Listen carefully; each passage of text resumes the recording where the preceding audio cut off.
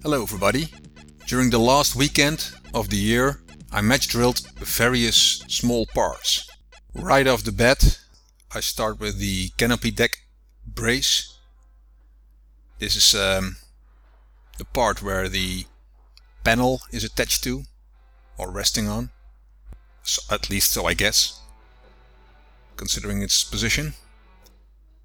Turns out to be very hard to buck or rivet it because there's not much room there, but I figured that out later. Anyway, I'm currently match drilling it to the longerons and to the slider brace.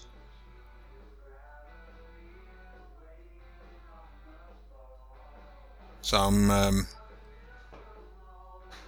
building a sliding canopy instead of a tip-up canopy, which is a different construction.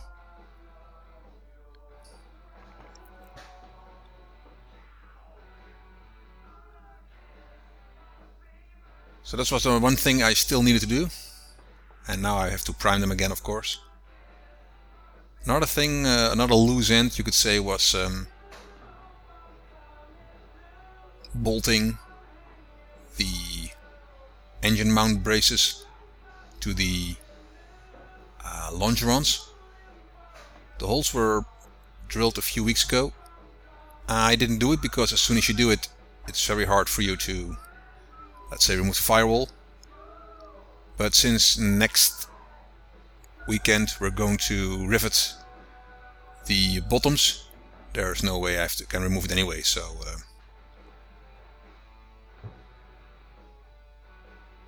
it's a very narrow space beneath it, so it's very hard to keep the nuts in place.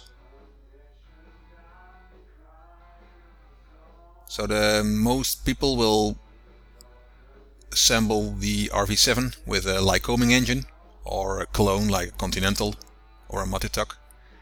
But actually I'm considering a UL Power.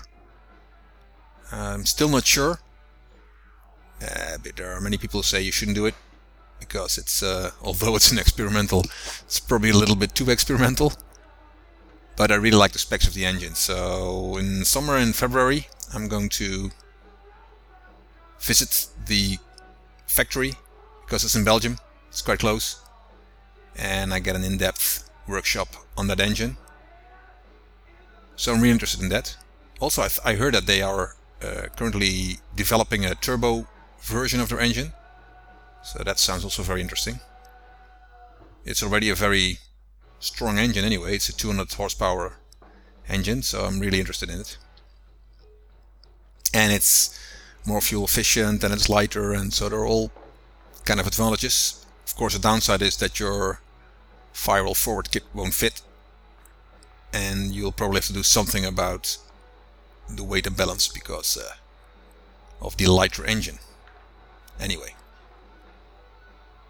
So I'm bucking and riveting the lower part of the main bulkhead and the skin. I didn't do that earlier, so I had to do it now.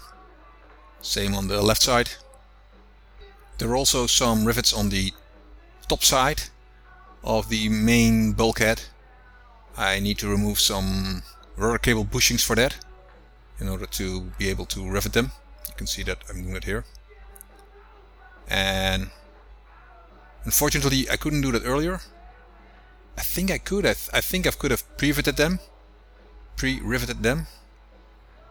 Same with the with some of the bottom sides where I use blind rivets later.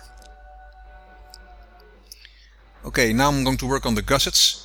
The gussets for the engine mount, the top engine mount on the forward side. There are a lot of rivets in there. There's a very high density of rivets. I'm not sure why they do it that way. On the bottom side they have 4 bolts and nuts, and here they do a lot of rivets. I'm tempted to add some extra bolts to it, but yeah, let's stick to the plans. Somehow I have more confidence in bolts and nuts than in rivets. I shouldn't, because the whole plane is held together with rivets, so yeah, it should work. Again, not much space, so it's hard to drill. You need long drills for that. And also the powder coated white parts are steel, so they're not aluminum, and they are really bad for your drills. So yeah, I use cheap drills for that, because this stuff is really hard, and you can see it takes a lot of time to drill. Unfortunately, all those holes not only go through the longeron, but also through the white, well, not all of them, but most of them also go through the steel motor mounts, engine mounts. So that's a problem.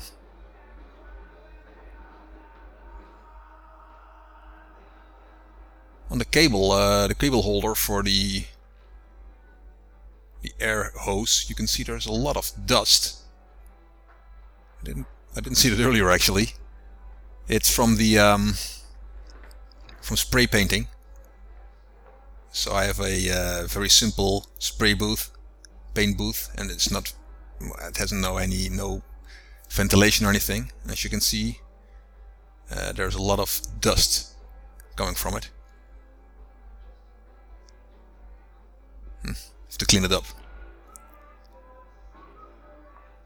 Okay, once the holes are drilled, match drilled, then I'm actually using a real drill, so a exact, let's say,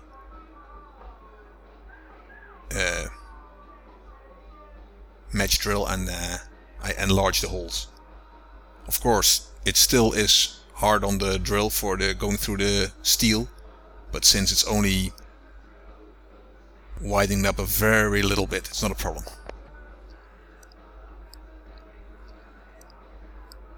But again, you can see it takes a lot of time, because it's really hard stuff, that steel. Which is good, because the whole engine is hanging on it, or maybe the other way around, the whole plane is hanging on it. That's how you look at it.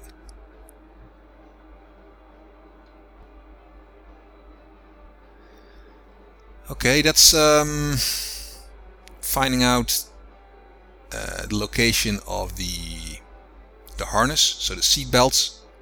The seat belts are attached to this plate, and there's a steel cable going from that mount all the way to the front, where the seat belt should be. Also on the left side.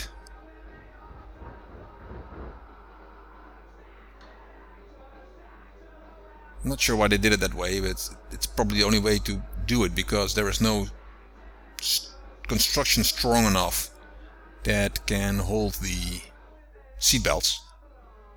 Or you have to make some very strong, let's say, extra bulkhead, but that would add a lot of weight. And as you can see, the whole tail section is extremely light, and there's a reason for that.